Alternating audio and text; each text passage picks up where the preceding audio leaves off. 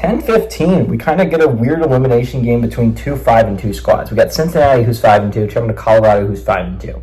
Colorado fair by 6.5 points on ESPN. Brendan Sorsby has gone 156 at 232, thrown for 1,928 yards, 13 touchdowns, 4 interceptions. Cord Kiner has had 106 carries for 598 yards and 2 touchdowns.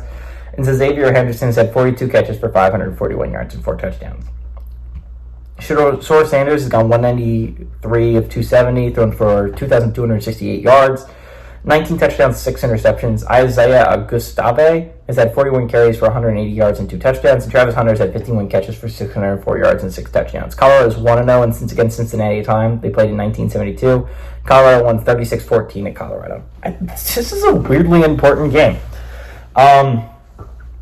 I think both these teams have quietly gone 5-2 and quietly only lost one game in conference. I think Colorado less quietly. I think a lot of people paid attention to them because of how loud they are, right? But also because they played a close game against Kansas State, and that was their first loss in conference. That was their second loss overall. I was like, oh, that's probably going to eliminate them from playoff contention. And honestly, at-large bid's probably not likely as a 5-2 squad. Again, 10-2... it's going to leave it up to the committee, and honestly, I don't know if Colorado's going to be a favorite of the committees. Any Big 12 team I see going 10-2, I think it's going to be an uphill climb. That being said, if you win the Big 12, you have to be in. And honestly, these teams only have one loss in conference. I think the one whoever loses this game, I think, is kind of eliminated.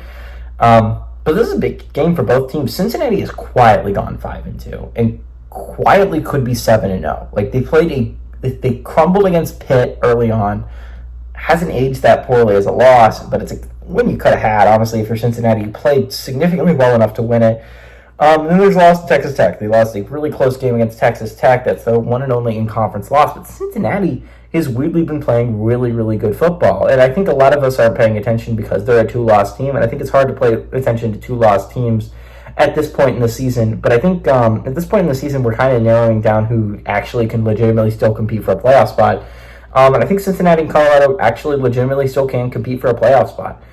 They're both playing really solid football right now. I think Cincinnati is flying under the radar, like significantly under the radar. And I think Scott Satterfield has absolutely, I think, coached well enough to save his job in Cincinnati.